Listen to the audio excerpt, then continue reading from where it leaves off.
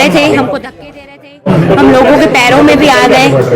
फिर उन्होंने मुझे उठाए, बच्चे को, ये मेरा बेटा भी है वो पीछे था, उनको निकाले।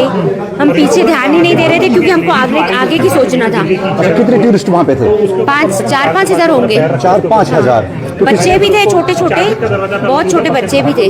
किसी को गोलियां चलाते हुए देखा? नहीं, हम क्योंकि गेट पे ही थे ना, हम निकल ही रहे थे वापस आने के लिए, बस इतना ही देखे हमने, पीछे हमने नहीं देखे। तो जब आप घायल हुई तो किन लोगों ने मदद की आपकी? किसने भी नहीं, हम, मेरे हस्बैंड ने और मेरे बेटे ने। अच्छा, चोट कहाँ पे आई आपको? पैर में। आपको पैर में चोट आई है? तो किसी को गोलियां चलाते हुए नहीं देखा आपने? नहीं। किसी को घायल होते हुए देखा आपने? नहीं, वहाँ पे बात कर रहे थे, एक भैया जा रहे थे, वो बोल रहे थे मेरे भैया ने मर गए, वो रो रहे थे बहुत। अच्छा, और किसी की फैमिली में से भी रो रहे थे, पर अभी वो ढूंढने का टाइम नहीं था उनके पास कि रिटर्न जाए और ढूंढ के आ जाए। सब आगे बढ़ते जा रहे थे भगवान के नाम लेके। आप लोग उस टाइम क्या कर रहे थे? अचानक से हमला होश ही नहीं था कि हम बचेंगे कि नहीं बच पाएंगे। 2 मिनट का फासला था, अगर 2 मिनट में हम बाहर नहीं निकलते तो आज हम यहाँ पे नहीं दिखाई देते थे। तो देखिए, आतंकी हमले में घायल ये महिला है, चश्मदीद है इस हमले की, और बता रही हैं कि कुछ समझ ही नहीं पाए। इस तरीके से अंधाधुंध गोलियां वहां पर बरस रही थी कि बस हमने जैसे तैसे जान बचाकर वहां से भाग निकले और इसी वजह से आज जिंदा है, लेकिन इनके पैर में चोट लगी। आसिफ, ये चश्मदीद महिला बता रही है कि वहां पर क्या कुछ हुआ है, क्या कुछ और जानकारी आपके हाथ लग पाई है अब तक इस पूरे हमले को लेकर?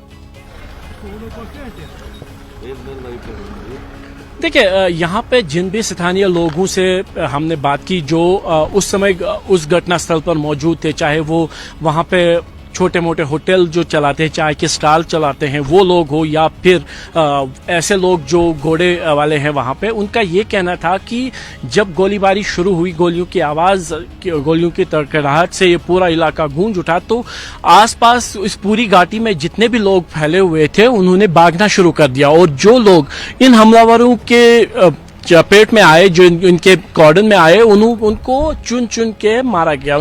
जिस भी व्यक्ति से हमने बात की उसका यही कहना था, ज्यादातर लोग ऐसे थे जो कैमरा पे कुछ भी बोलने को तैयार नहीं थे। कैमरा जैसे ही हम उनकी तरफ करते तो वो कहते हमें कुछ नहीं मालूम, लेकिन ऑफ कैमरा जिन भी लोगों से हमारी बात हुई तो उनका यही कहना था कि पूरा संयोजित तरीके से इस हमले को अंजाम दिया गया। जो भी हमलावर थे उनको पूरी तरीके से ये पता था कि वो कर क्या रहे थे।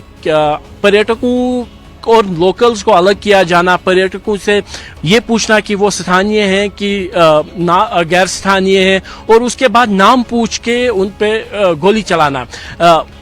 कि एक शव जो देखने में आया था, जिसका फोटोग्राफ आया था, उसके जिस्म से कपड़े भी हटाए गए थे, ये भी उसमें देखा जा सकता है। यानी कहीं ना कहीं जो यहाँ पे हमलावर आए थे उनका जो मंशा थी एक बड़ी वारदात को अंजाम देने की थी, जिसको में वो कामयाब हुआ। और अब सुरक्षा बलों के लिए एक बड़ी चुनौती ये है कि ना सिर्फ वो उन हमलावरों को ढूंढकर उनको न्यूट्रलाइज करे, पर साथ साथ इस हमले के पीछे के कारणों की भी जांच करे कि आखिर किस तरीके से पहलगाम जैसे सुरक्षित इलाके में, जहां की सुरक्षा को लेकर सुरक्षा बलों की तरफ से, प्रशासन की तरफ से ये हमेशा दावा होता रहा है। बड़ी खबर करूंगी, क्या सुरक्षा बलों का ऑपरेशन अब भी जारी है? क्योंकि रात के अंधेरे में चुनौतियां बहुत ज्यादा बढ़ जाती हैं। सर,